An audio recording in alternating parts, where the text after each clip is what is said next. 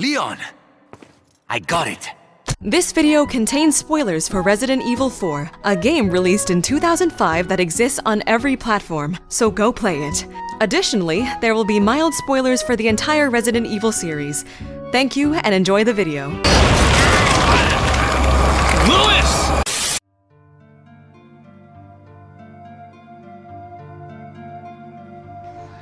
So it's no secret that the Resident Evil series is sort of a roller coaster when it comes to what genre defines it as a whole. Looking back at the series' history, you can easily see that Resident Evil in 1996 is nothing like Resident Evil in 2009, and that Resident Evil in 2009 is also nothing like Resident Evil in 2020. A wide range of gameplay styles and a willingness to innovate is usually considered to be a good thing in the games industry at large, but when it comes to RE, the fans are in a constant state of conflict, with nobody being able to agree what's right for the series.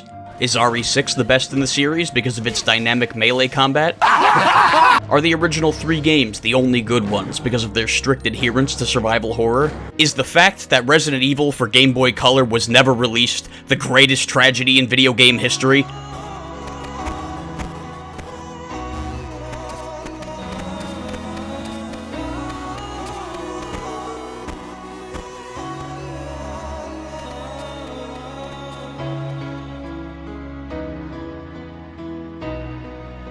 These are the bloody debates that are had every day on the battlefields of r/Resident Evil, YouTube comments, and Facebook?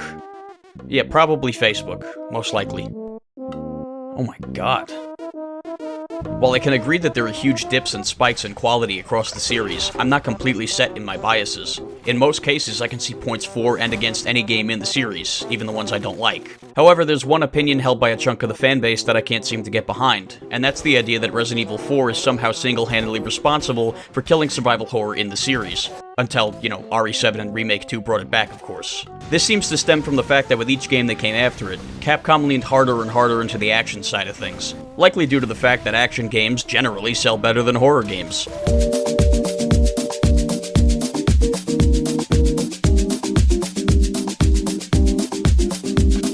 Since RE4 was the first true action horror game in the series, it often gets the blame pinned on it. Even more absurd is the idea that the game isn't good even as a standalone title.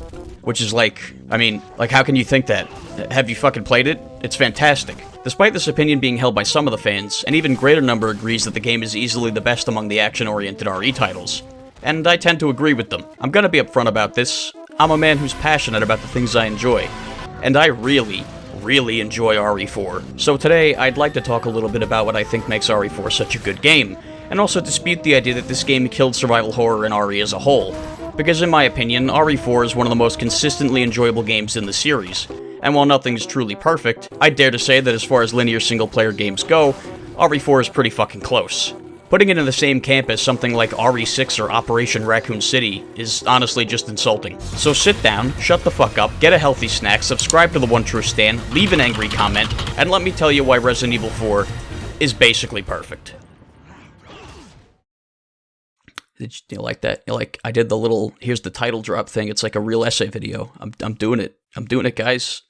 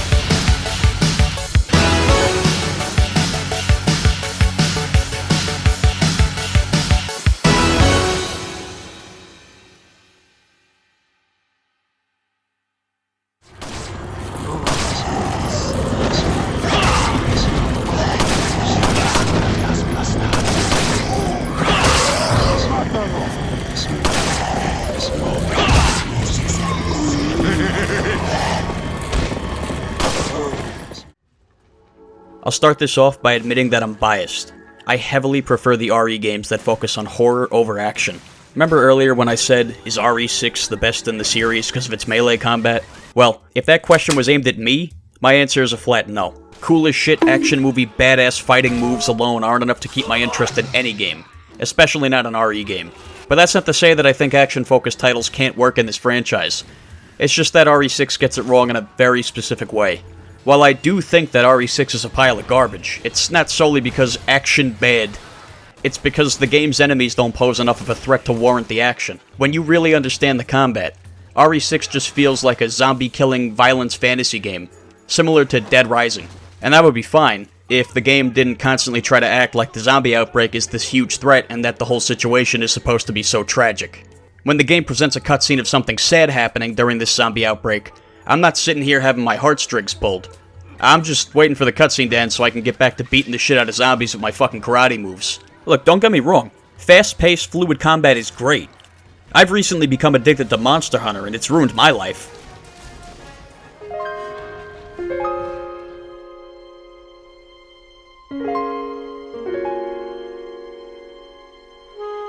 Stan, you editing today, my dude?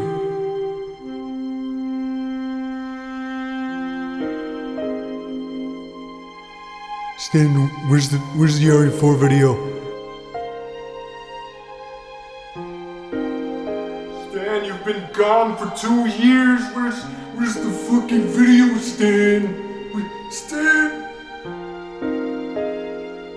What I love about these games, particularly Monster Hunter World, is how dynamic and frantic the combat can be. However, Monster Hunter World's combat feels so natural because of the context. I'm playing as a man who can wield a 500-pound sword, fighting giant goats and thunder apes. The tension is there because of the threat posed. If I wasn't able to fight like this, if I was, say, a regular human in this world, I'd be fucked. Even with all that I can do as a hunter, I can just as easily be killed with a simple mistake. What I'm trying to get at here is the idea that having your character be a powerhouse is fine, but they need to be pitted against a threat large enough to make their abilities feel necessary. The player needs to feel a sense of tension, a sense that the threat presented needs to be taken seriously if they want to win. When playing RE4, I feel the game has a near perfect balance in this regard. Leon is a very capable guy. He's able to use a huge variety of weapons and can pull off some impressive athletic stunts when necessary. However, he still feels like a human being severely outnumbered as an actual threat, especially if dozens of enemies surround him in a confined space. You never get the feeling that the enemies in this game are pushovers. Shooting enemies in the body can take a long time to bring them down, but late game, when a few enemies are able to shoot back, Leon can only take a few hits and then he's done. The placement of your shots is so vital to the combat in RE4 that in chaotic situations, it can be stressful trying to hit an enemy in the head to stagger them and then open them up for a melee attack. This leads to a lot of quick decision making in combat. Do I go for the headshot and try to stagger the enemy, or do I use one of my more powerful, valuable ammo types to kill it quickly by hitting it in the body? It's reminiscent of the original trilogy of games in which the split decisions were a simple matter of fight or flight. Now it's a matter of what resources you want to burn. And it's tied to your ability to aim and position yourself well as your ability to keep calm in hectic situations. It's a simple but beautiful system that rewards skilled play with having much more ammo and health after each encounter. It also helps that the game is constantly throwing new enemy types into the mix, making some encounters a fucking nightmare.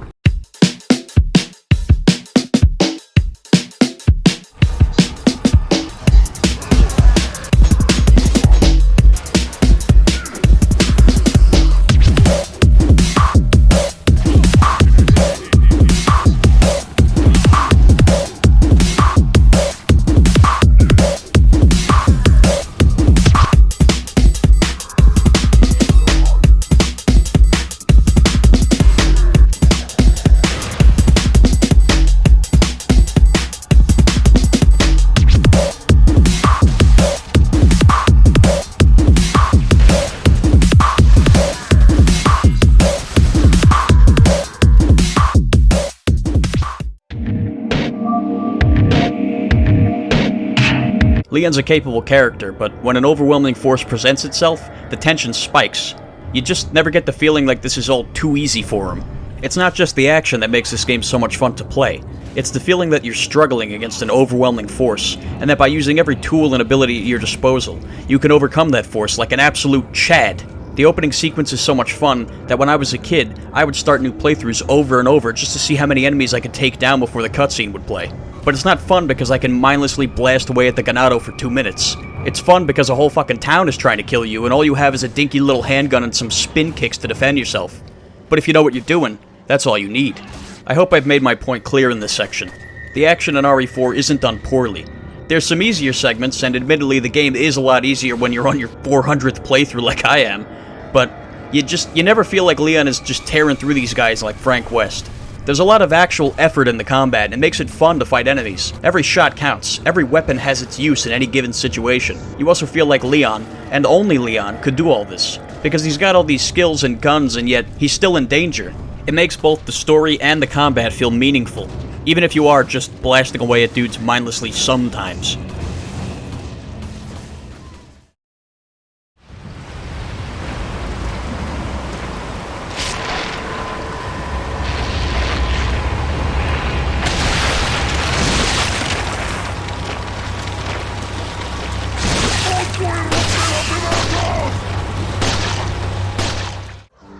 When discussing old versus new Resident Evil games, it's often said that the action-oriented games lack a horror atmosphere. What people probably mean by saying that is that when you boot up RE5, for example, the game doesn't do anything to invoke fear into the player. Half of the game takes place in a bright, sunny desert landscape. Enemies tend to fight you out in the open, where you can see them coming most of the time. And most notably, you have a second person with you at all times, who has all the same tools and moveset as yourself. Oh, and the music is, well...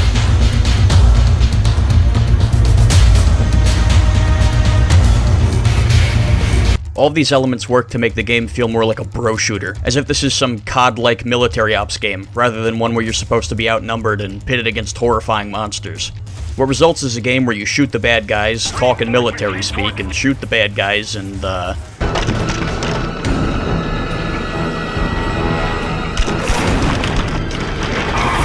is that? Oh no, wait a minute, look! We got this big dragonfly monster thing. That's pretty scary. No, wait, it just runs in circles forever, waiting for you to split up and pincer it so that you can shoot it in the back till it's dead. Or you can just place landmines until it's dead. It just fucking walks right onto them. Just has no awareness of what you're doing. It can see you placing the mines. It just walks right onto them. Come on! Come on! Come on! Come on! Come on! Come on! Come on! Come on! Come on! It's fucking genius. Oh shit, it's an El Gigante. You remember him? Oh man, this is gonna be a tense fight. I can feel it.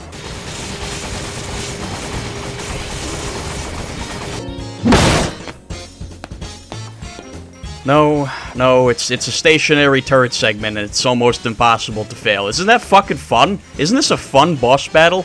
Didn't Call of Duty have sections like this? Despite how the game might try to invoke fear or tension with certain enemy or boss encounters, it's just never there. The rest of the game nullifies any chance these moments had to be scary. And again, I feel as though RE4 did these sorts of things better in basically every way. While the intro sequence to RE4 is a great time, it doesn't set the precedent for the entire game. The game isn't a mad dash all the way through. There are quieter, lonely moments all throughout the game. When exploring the farm right after, there's hardly any enemies here, but the eerie music and lack of other human presence gives you this uneasy feeling.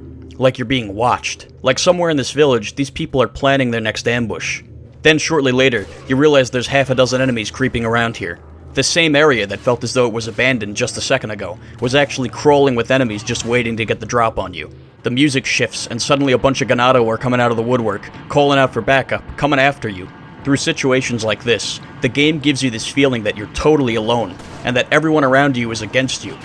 Potential enemies could be anywhere, and you have to be on guard at all times. RE4 might be an action game, but it's still tense and scary throughout most of its runtime. When you run into Delago, the giant alligator monster whose name is just Lake in Spanish.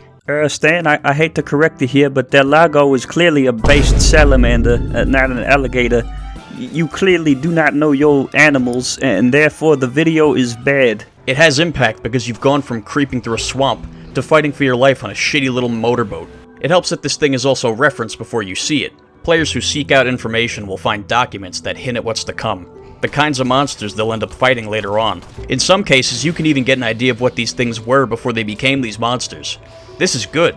I mean, this is classic Resident Evil monster design. It lends a level of believability and shock value to these creatures. When I see something like a regenerator creeping towards me, I think to myself, that thing was a person, and now it's this. That's awesome and horrifying. What the fuck is it?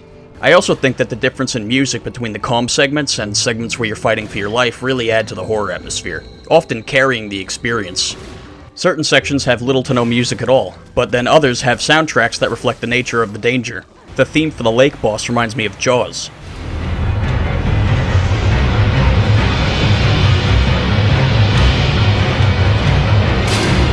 The El Gigante theme has loud drum beats that sound like stomping, which perfectly suits the fight.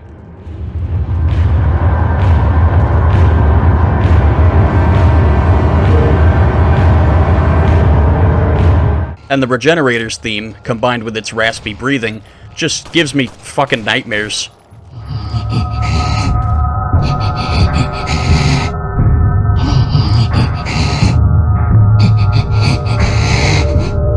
For all the badass, cool guy shit that you do in this game, you spend an equal amount of time feeling outmatched and fearful of the dangers presented to you, in no small part due to the amazing soundtrack.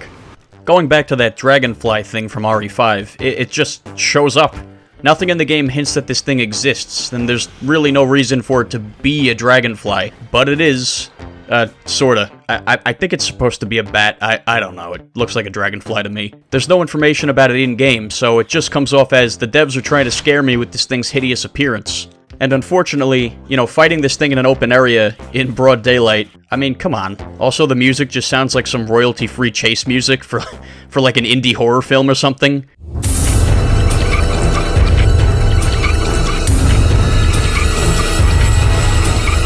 Its appearance doesn't lift up the fear factor at all either. If you want to scare somebody with appearance alone, it's more about what you don't show rather than what you do. Maybe if this fight had taken place in a poorly lit room and have this thing skitter along the ceiling, the player would be forced to constantly keep tabs on it.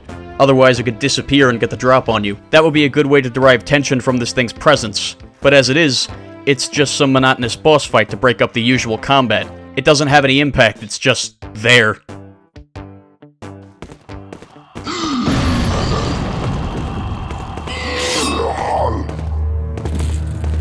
Speaking of enemies that have an impact on the player, the Garradors are probably one of my favorite enemies in RE4, because of how well they're implemented. There's no information on them in-game, and I have no idea why somebody stitched their eyelids closed, but unlike our friend Flygon, this thing has some actual character. It can't see, so it attacks anything that makes a sound. The player, a bell, etc.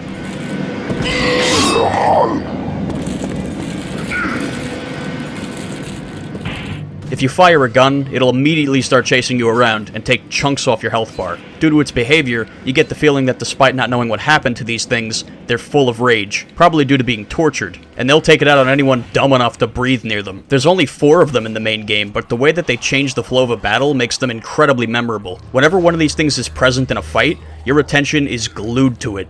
While all 3 of these games are action-focused, only RE4 bothers to actually pace that action well, and mix it with horror elements. Most of the big highlight moments in RE5 are simply copied from RE4, but they just don't feel as natural or scary. The chainsaw guy in RE4, who shows up in the intro, is a holy shit moment for new players. These people want you dead so badly, they're busting out power tools to make it happen. When the same guy shows up in RE5, it feels like he's just here because RE4 had a chainsaw guy, so RE5 needs one too. And then RE6 is RE6. Almost everything it does feels like dumb action movie bullshit that I generally expect to see in a military FPS game. Its idea of highlight moments is usually just to have something explode. Otherwise, it's mostly just melodrama between the characters. When RE4 gets lumped together with these other two, simply because it's not a horror game, I have to wonder if these elements get ignored by those critical of the game. It's likely due to the subtlety of it all. Nobody's gonna remember the moments spent wandering through a farm. They're gonna remember when Leon blows up a red barrel from Half-Life and says a one-liner. But when these elements are missing in later games, you feel their absence, even if you didn't notice them before.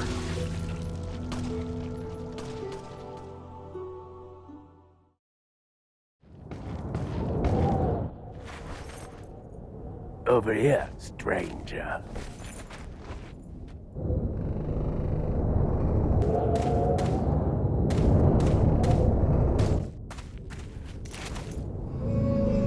got something that might interest you. The merchant is one of the best things about this game.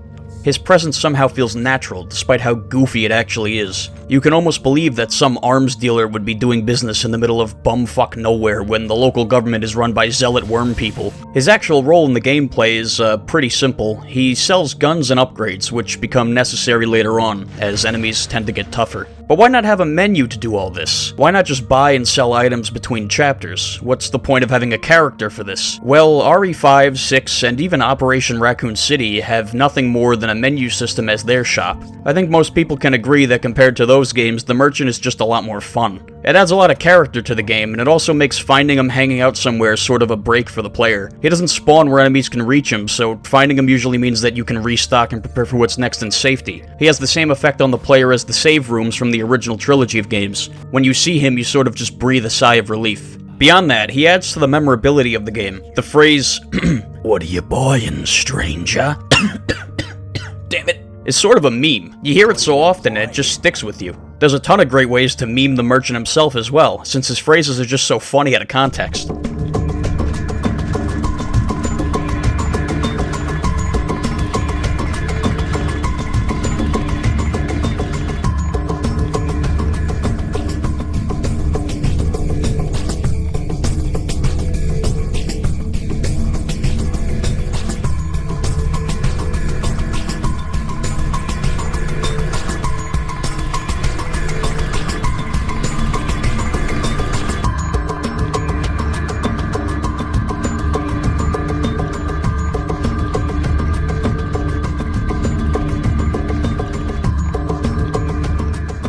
His voice is so distinct that it's hard not to read the things he says in his accent.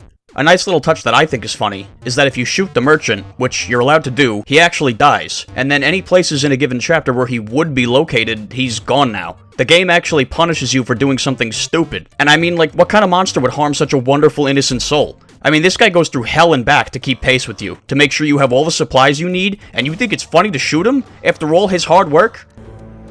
What have I done? While the merchant is great, the important aspect to him is the weapons that he sells. There's a nice progression to what becomes available as the game goes on. You start out with a basic handgun. I mean, it can hold its own in a fight, but you'll quickly start building up an arsenal based on your preference. Very early on, you'll get access to shotguns, sniper rifles, machine pistols, and so on. All these weapons are incredibly satisfying. RE games in general have a reputation for having really punchy, powerful sounding guns, but RE4's weapons really have impact. Maybe added to by the perspective of the camera. Blasting a dude away with a shotgun is so satisfying. I think this game has the best shotguns ever. I know it's kind of a hot take because Doom exists, but I mean, fucking just look at this shit.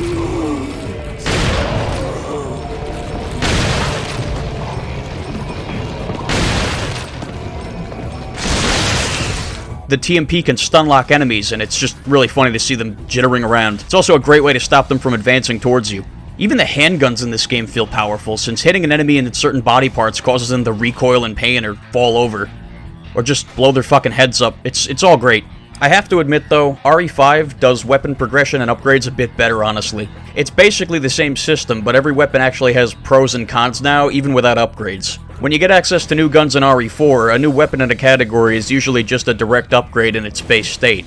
The Riot Shotgun is just better than the base one because it has more range, and the Striker is better than the Riot Shotgun because it has a giant magazine, wide shot, and does more damage. But if you're willing to carry a weapon all the way through and upgrade it to the limit, you're usually rewarded with unique upgrades that make the gun stand out just a bit more. If you fully upgrade the basic shotgun, then it gains the unique effect of having no damage fall off, meaning if a shotgun blast hits something from 10 meters away, it does the same damage as a point-blank shot. That's really fucking useful, even if the basic shotgun has lower damage than the rest. It can incentivize people to stick with a weapon they like all the way through the game. The game gives you lots of room to play around with these options. It gets even more fun when you clear the game and start unlocking all the secret weapons by clearing all the extra content. The Chicago typewriter is just a ton of fun, and it's a solid reward for all the money and effort it takes to get. The Infinite Launcher is just fucking hilarious, and the PRL 412 is,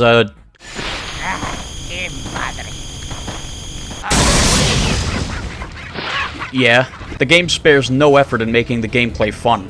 Hell, even organizing your attach case in this game is fun. I've seen people share screenshots and discuss the best way to organize their item layout, because even the inventory system is entertaining in this game. I like carrying fish. There isn't a single aspect of this game that isn't enjoyable in some regard. There isn't even a single section in this game that I would consider outright bad. Everything has a purpose, and everything is enjoyable and fun to play. So yeah, the merchant's great, shooting in RE4 is pretty fun, good gameplay. But you know, the question has to be asked, why are we shooting things? What's the point? Or, should I ask, what's the story? God, that was so fucking bad. I'll take the girl. Who are you? If you must know, my name is Osmond Sadler, the master of this fine religious community. What do you want? To demonstrate to the whole world our astounding power, of course. Resident Evil 4 is a fucking cheese fest. I've often heard people say it's on par with like a B-movie horror story, like Ash vs. Evil Dead or something like that. And you know what, yeah, that sounds about right. But I got some news for you. If you haven't realized, the entire RE series is kind of a fucking B-movie. I mean, sure, it's easy to make fun of the Robo-Man voice acting in the first game and Jill Sandwich and ha ha ha ha ha ha, laugh please. But no, when you actually observe what happens in this series, it's pretty fucking dumb overall. A few examples.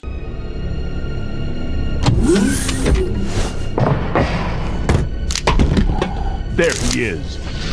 So you finally come. Doctor, we're here to collect the G-Virus sample. Sorry, but I won't just hand over my life's work. Stop! You might hit the sample.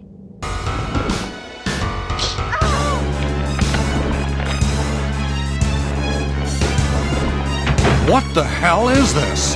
Barry! Jill!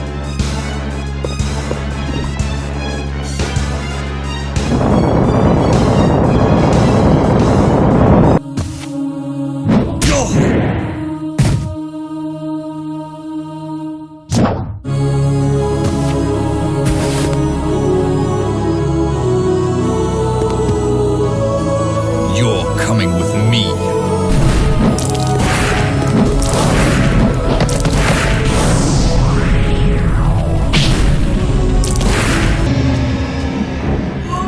What are these things?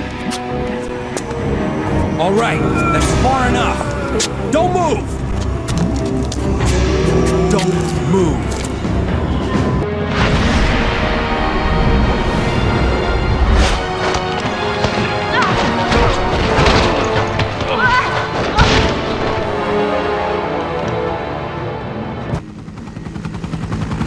No! Don't go!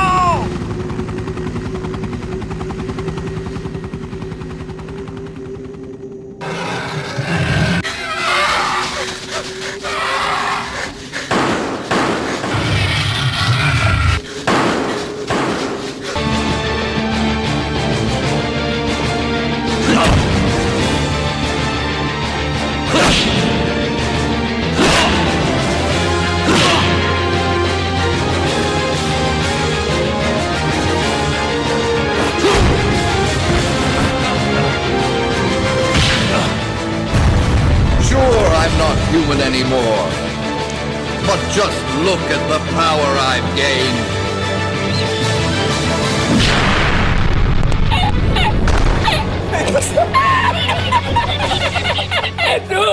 It's easy to see that B-movie schlock pervades this entire franchise, even the older games that people consider to be the good ones. But in my opinion, that doesn't make them worse. Part of the charm of the series is how stupid it can be sometimes. You have to turn your brain off for a bit and just enjoy some survival horror. RE4 takes this stupidity and just runs with it, making the story of the game feel like a cheesy action hero film, but in a good way. It's in this weird territory where I find it hilarious and stupid, but also just really fucking cool. Unlike RE6, this game doesn't give off the impression that it wants to be taken super seriously. It knows it's dumb and it just has fun with it. Instead of making the characters depressed edgelords and PTSD-suffering alcoholics, this game just leans more into the goofiness of the PS1 trilogy. And in my honest opinion, the goofiness is what makes these games so charming. The plot itself isn't even all that stupid. It stretches believability, sure, but, you know, so does a lot of shit in this franchise. It's pretty straightforward. Leon's only real goal is to, save Ashley and get her back to the United States. But as he learns more about what's going on in the village, and the powers connected to it, his goal changes from simply saving Ashley to stop the parasites, save the world. The stakes ramp up with each new chapter, and it's honestly just fucking cool.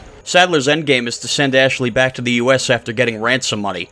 except he intends to send her back with the Plagueis parasite fully matured inside of her, and thus letting him manipulate her to corrupt the US from within, starting with the president. You know, for a cheesy action game, I think that's actually a pretty well thought out plan. Send the daughter of the most powerful man in the world back and have her infect him, and then Sadler can just manipulate him and slowly take control over the strongest nation in the world. In fact, if Leon weren't the badass Chad that he is in this game, Sadler might have actually won.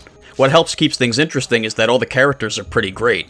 Good voice acting too, you know, all things considered. Well, better than it could have been. But my men have already taken it. You get out of here, buddy. But what about? As a surviving member of STARS, I have to. The remake in RE0 had sort of dull voice acting. It wasn't absolute trash like the 90s games, but it wasn't really good. It didn't have much personality most of the time. In RE4, you get the feeling that most of the cast are trying, even if it sometimes comes off on the same level as a 2005 anime dub on fucking Toonami. Oh right, the characters. I'm sorry, I was talking about characters. Now obviously I gotta start with my boy Leon. I mean, he's just the best. Look at his stupid hair. I can't really remember much about Leon's personality from the original RE2, probably because, in my opinion, his personality was kinda basic. He was just a goody two-shoes cop most of the time, who only occasionally said something cheesy and fun. But on RE4, Leon's just amazing. I always got the impression that all his Secret Service training and his experience have just given him this attitude of, fuck you, I'm a secret agent. He's perfectly capable of taking situations seriously, but at the same time, he's a fucking clown. All the best parts of this game involve Leon talking shit to someone and them just replying so seriously, like they're not even gonna stoop to his level. It's like watching a 14-year-old mouth off to some old-ass man, and the man's just like, "You lousy kids and your fucking rap music." Look, none of this is really making a lot of sense, but what I'm trying to get at is that Leon rocks. I don't think he's ever been as good as he is here. In RE6, he's a jaded sad boy who sits in his room in the dark and listens to Gorillaz, and in the recent RE2 remake, he's just kinda back to being good guy cop, same as he was in the original. In my opinion, none of this is nearly as fun as... So maybe you have 9 lives, but it doesn't matter now, Mr. Kennedy. I've sent my right hand to dispose of you. Your right hand comes off? Say whatever you please. Die, you worm! The rest of the cast all add to the enjoyment usually by reacting to Leon's presence in ways that fit their role in the story. My personal favorite is Lewis. He starts out as this mysterious stranger who's sympathetic to your struggle, and over time he becomes a genuine ally. The highlight for him is when you fight alongside him in the cabin. You still hardly know the guy, but he's the only person you've met who's actively trying to help you. The only other person up to this point that you have met is Ashley, and her presence is more of an issue than a relief, since with her around you have to worry about more than just your own safety. So when you finally have another person fighting in your corner after being up against everything by yourself until this point, it's actually a really cool feeling. Unlike in RE5 and 6 where you have a partner to watch your back at all times, this is the only time in the game where you have another human being watching your back. It makes this section feel really special, and it adds to the weight of the moment where Lewis finally kicks the bucket. Spoilers. Even as he dies, he's still helping you out, handing over the pills Leon needs to prevent the parasites from killing him before he drops dead for good. Lewis! Lewis! Dear agony, just let go of me. And then there's Ashley. She's important to the plot and the gameplay. You see, Ashley is... Okay, I don't want to talk about Ashley yet. Hunnigan is cool, and kinda cute. I like girls with glasses. Fucking Mike, the chopper guy. Remember him? I mean, what a guy, really. Just a real pal.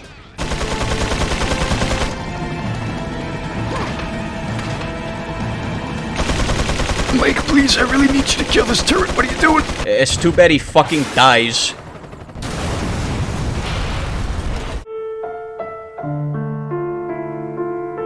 Ada's back again with her femme fatale secret agent flirty bullshit. It's always fun to have her in a game. I like how she's constantly saving Leon's ass, even though she's effectively his enemy. In her extra campaign, she even lies to Wesker so that she doesn't have to put Leon in direct danger. Her interactions with Leon show her respect and affection for him after the events of RE2. It's kinda subtle most of the time, like she can't directly be his ally, but she also doesn't want to see him get hurt. It's good. It's a good character dynamic, I like it a lot. Krauser also exists. I mean, he's kinda cool. Also the hardest boss in the game. Hey, did you guys know that there's a game where you get to play as Krauser before the events of RE4? Where the fuck have I been? Because I've never even heard of this shit before. I kinda wanna play that. Oh right, how could I forget the fucking dog?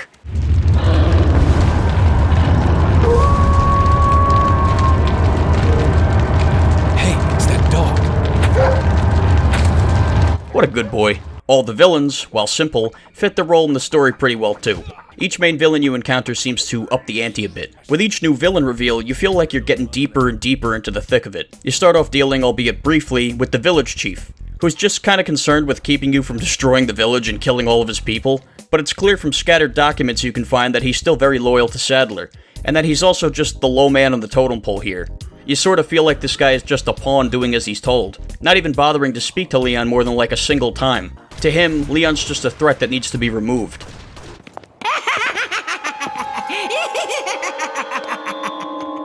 I was starting to wonder when you might notice us.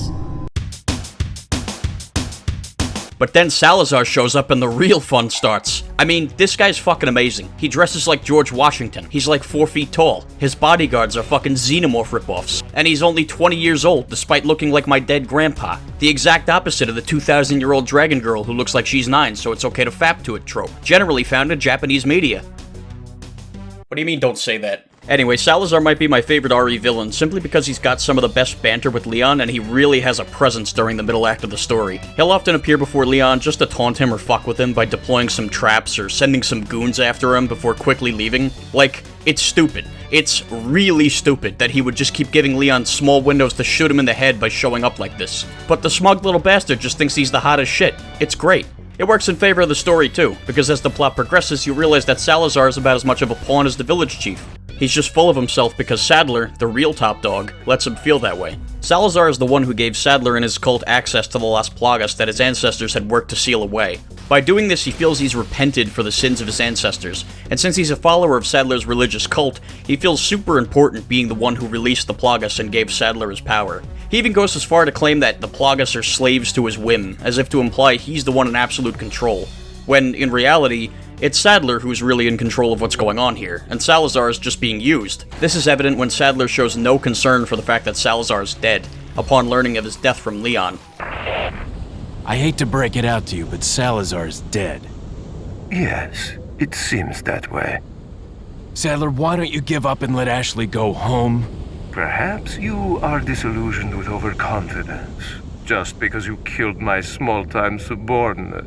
Saddler himself is just kind of the big bad that needs to be dealt with. I mean, he's just not as interesting as a lot of the other characters, but I don't think he really needs to be. He's just kind of meant to fill a role, and that role is of the asshole bad guy we kill in the final boss fight. I personally am of the strong opinion that not every villain needs to be written as sympathetic or deep in order to be a good villain. To me, a good villain is one who feels like an actual threat. Saddler may be simple, he's just some asshole who wants to take over the world, but he's definitely a threat. Considering he's got influence over a small nation, the ability to produce and deploy bioweapons that could easily kill dozens of men, and a personal fucking army of guys who are loyal to him and serve as a protective wall around him on his island complex.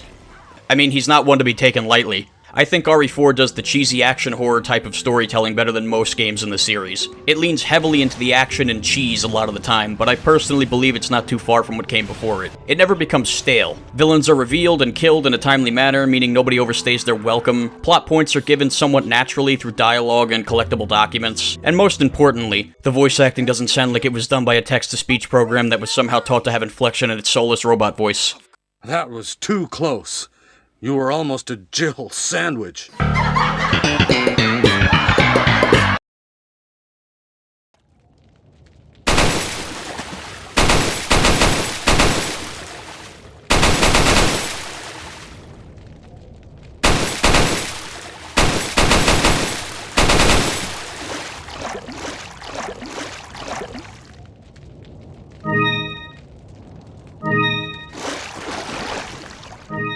One of the things I enjoy most about games are the little moments where I observe the environment just a little more closely than the devs expected me to, and I end up seeing something interesting, some little detail that didn't really need to be there, but someone on the dev team actually stopped and spent time implementing it into the game.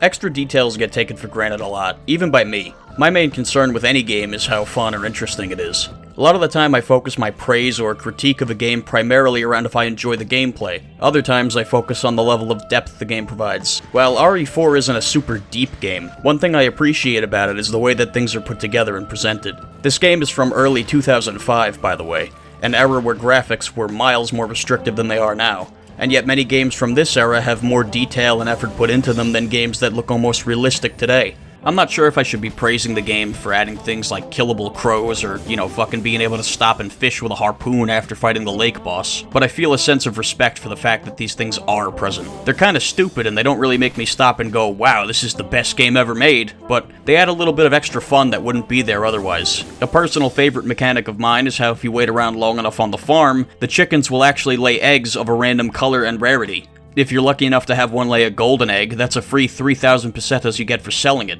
When I was a kid and never went outside, I would sometimes just sit around all day trying to fill my inventory with eggs for the fun of it. I was a fucking insane child. I mean, it's remarkable I could function in human society at all, really. This stupid little mechanic adds some depth to the gameplay, though, as the eggs are sort of a random drop health item. One playthrough you might never get one, but on another it could save your life as a last resort healing item. You can also throw them at enemies for a quick stun, which is mostly useless, but, just funny to pull off. The eggs are my favorite weapon.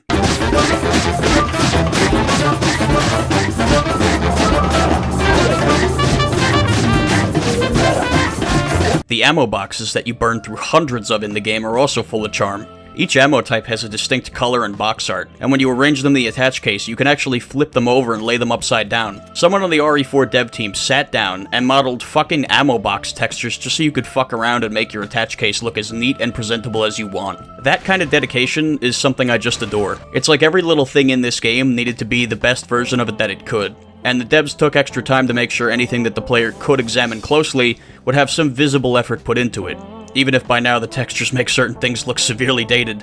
This is a wine rack, by the way. Now, some of you are probably scoffing at the fact that I've just spent the last few minutes praising egg mechanics and, literally just a box with a texture. And that's fair. There are thousands upon thousands of games that are much, much more detailed and impressive than RE4. But my point isn't the game has detail. It's that it didn't need to do all of this for the kind of game that it is. When you explore a game like Prey or Fallout 3 or Portal, games where environmental details are vital to exploration, storytelling, and progression, you expect these kinds of details. That's just the kind of games these are. But when you're playing an action horror game where you're intended to sprint to the end and shoot things constantly, it's sort of a nice little surprise when you realize a chicken just laid you a golden egg, or that killing some fish can give you some extra healing items if you have the patience for it. In an action-oriented game, slowing down and being able to observe some details is kinda nice. For a game like RE4, the amount of detail is sometimes very impressive, and I will always appreciate that, no matter how many times I play through it. Alright, so I really like RE4. I'm not very experienced with this video format, so I've tried to organize my thoughts in segments as to stay on topic. So here's the deal. I clearly love this game. I do. But now I gotta be a little mean, because if I'm not, people will probably call me out for it. I gotta stop and talk about some of the problems, because there are problems.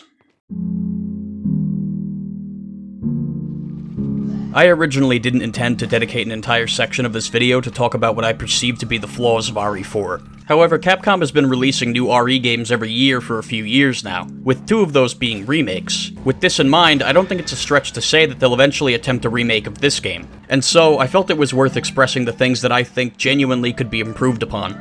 Unless they decide to just change everything and call it RE4 anyway. Fucking RE3 Remake was fucking terrible. So, fair warning, this is the part of the video where I'm gonna bitch and maybe nitpick a little. Also, please keep in mind that a lot of these criticisms will be considering the perspective of someone who's entirely new to RE4 and not someone who's intimately familiar with the game the way I am. If you're happy with the positive and pleasant way I presented the game so far, you're free to leave with your renewed or newfound love of this great game. Leave a like on the way out, maybe subscribe, fucking you do you. Being the first game in the series to use an over-the-shoulder camera, RE4 tends to have a lot of new age clunk that comes with that title. Generally speaking, when a series has a massive leap like this, either in gameplay or technology, it never comes without new problems cropping up. It's natural. New things come with new issues. It's just part of the deal. And honestly, after playing this game for a while, you notice these minor issues a lot less than the first time you pick it up. However, going back to RE4 from basically any RE game that came after it can often feel really awkward. This is due to the fact that this game was both a technological leap as well as a complete overhaul of the gameplay when comparing it to classic RE. The biggest issue I have with this game in its original form is the camera and how it can affect your aim. We'll start by talking about the camera. It's not great. Now, I don't own this game on PC, so I wouldn't know if it feels better there, but on consoles, it's just so uncomfortable. You can barely fucking see anything around Leon most of the time. Behind you, what's at your feet, what's 30 inches to the left or right of you, It can be fucking absurd at times. I assume that the super close feeling of the camera in most sections is to invoke a feeling of fear and tension, which is why the more open sections have the camera zoom out quite a bit. Because of this, I'm a little more forgiving of the clunk now, since I'm a veteran of this game. But even with that in mind, playing a game in third person generally comes with the expectation that you have more awareness than if you were playing in first person. By the time I can see an enemy coming up behind me, I'm about to be hit.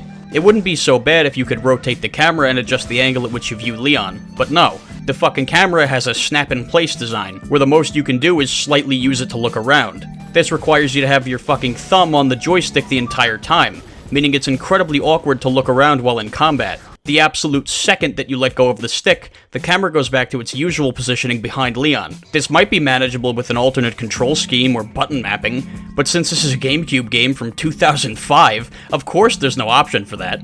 This is why I said I'm omitting the PC version from this complaint, as I'm sure this issue would be easy to fix with some kind of config or Steam controller setup. Hi, post-production Stan here. I actually do have this game on Steam now and have played it quite a lot, because I needed to get footage for this video that I didn't have.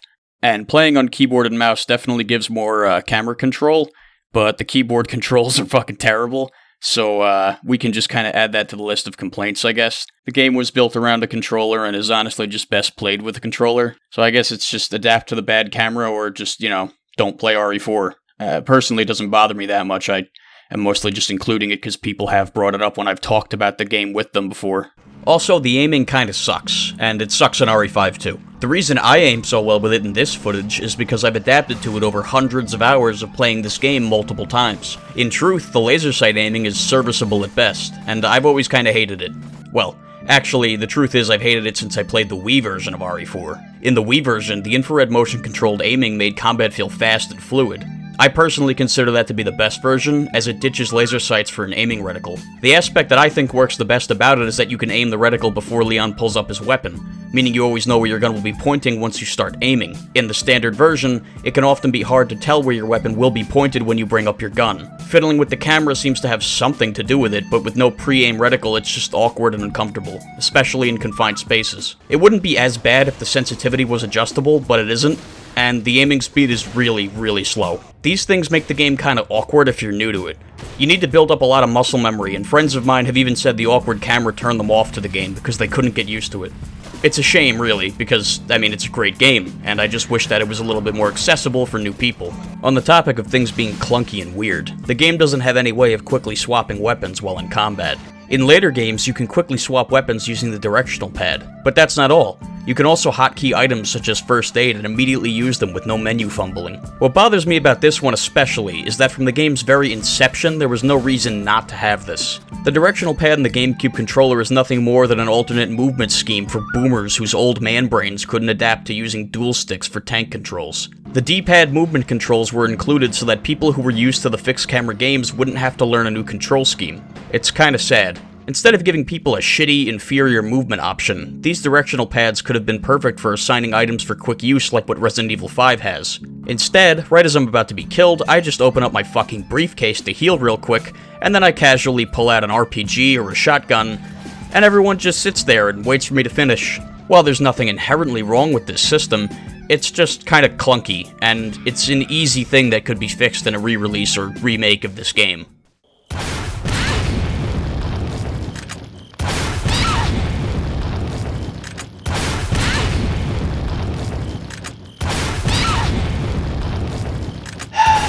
Alright, let's talk about Ashley.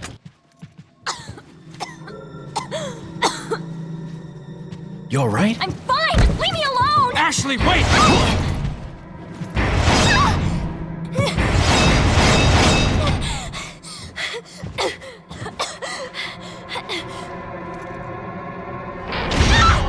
Ashley! What's going on?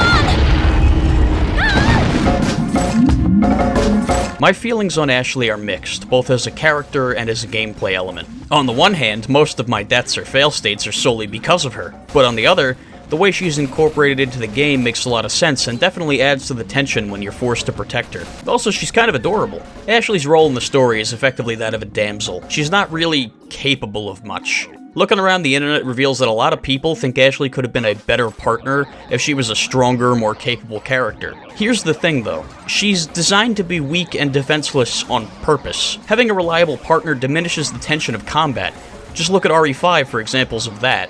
Ashley's role, story-wise, isn't necessarily a bad thing. Resident Evil on the whole has a staggering amount of strong and well-written female leads. Jill Valentine is my personal favorite.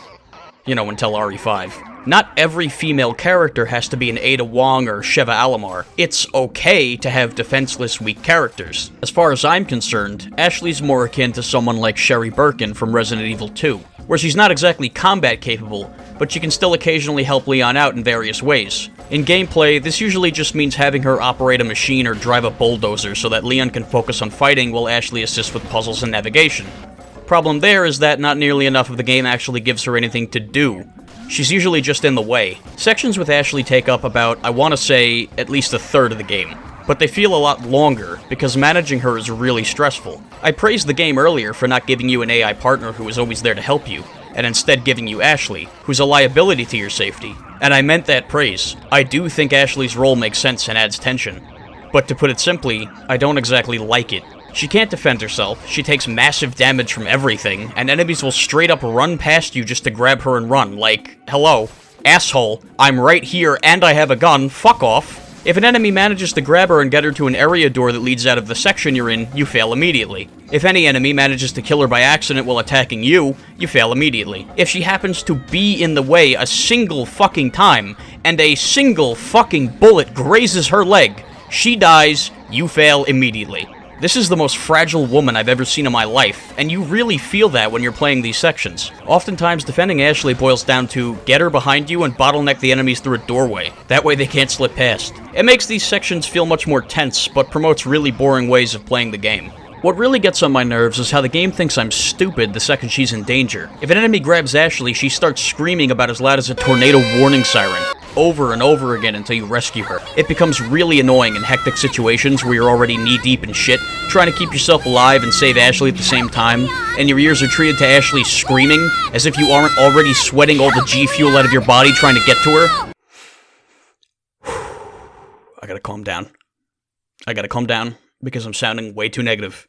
But at the same time, again, it makes sense. And in a way, you actually get to feel kinda cool when you successfully save or defend Ashley. Pulling off a clutch sniper shot to save her from across a room, or just shotgunning a dude onto his ass right as he lunges at her. It feels good. It's honestly satisfying to protect her from danger. And as much as I dislike playing these sections, especially on repeat runs or speed runs, I think the game would lose something if they weren't included. I just wish that the game gave her more to do, and more ways to react to situations outside of hiding behind Leon or screaming. Maybe a remake of this game, instead of giving her a gun or something, could build sections around the idea of having Ashley assist Leon in some way while Leon watches her back, preserving the tension of defending her while actually fleshing her out as a partner. Honestly, that would probably be the best way to do it. Capcom, I really hope you're listening. Please don't give Ashley a gun, that would be so fucking stupid. Alright, it's been about 10 minutes of bitching so far, so let's try to wrap this up. Let's try to run through this real quick.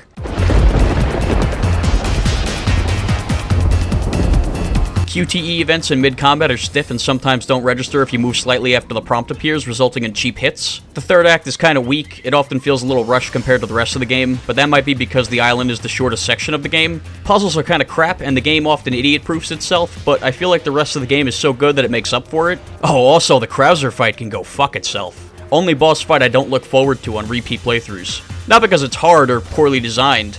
Parts of this fight are actually pretty fun. Mostly it's just this section.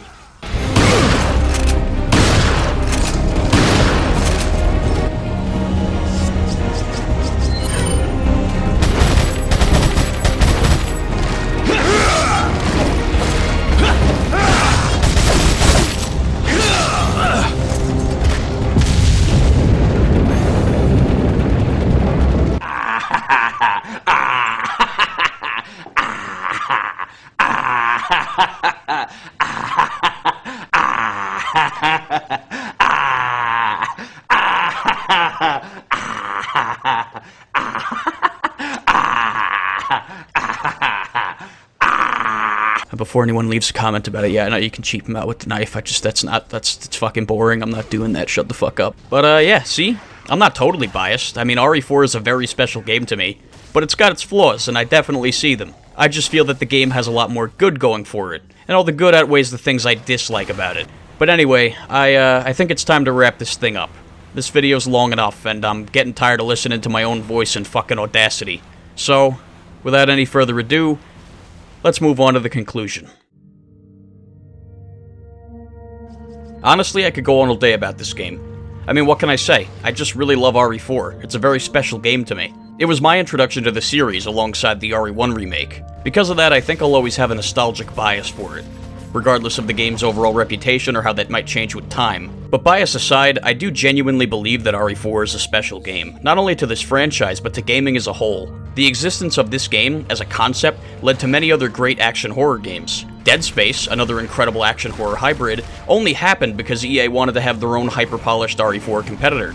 And that desire led to another one of the best games made for the era. I didn't even get to talk about the extra content, because if I did, we'd be here for another hour. Mercenaries mode is endlessly replayable. It could be a whole video on its own. The Separate Ways Ada campaign is short but sweet, and it's a really good burst of combat and lore. I could go on, but for now, I'm just gonna leave you with my final thoughts. RE4 is an incredibly unique game, even though by today's standards it doesn't feel that way anymore. Its ideas have been copied and done better or worse by other games for almost 2 decades, both by its sequels and its competitors. But that doesn't devalue what RE4 does, it reinforces it. This is the best action horror game in the series, and arguably the best, period.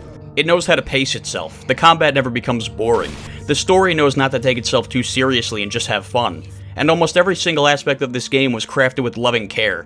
If you're interested in the Resident Evil series, or you just haven't ever bothered with this one for some reason, I think you should give it a playthrough. It's available on all systems. There's an HD remaster for Xbox One, PS4, and PC, and even if the rumors are true and Capcom plans to remake the game, there's really no need to wait for that. Other than graphical limitations, this game doesn't feel as dated as some of the older titles. You can easily jump into this today and quickly adapt to the gameplay. I mean, after all, it's nothing new. RE5 and 6, Dead Space, The Evil Within, all of these games tried to be RE4, but, you know, bigger and better. But honestly, you just can't get much better than this. This is the gold standard of action horror. It might not be perfect, but like I said earlier, it's pretty fucking close.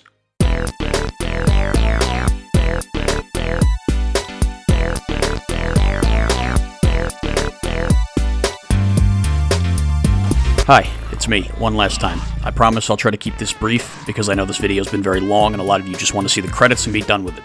I hope you enjoyed this video, and this new, more scripted format.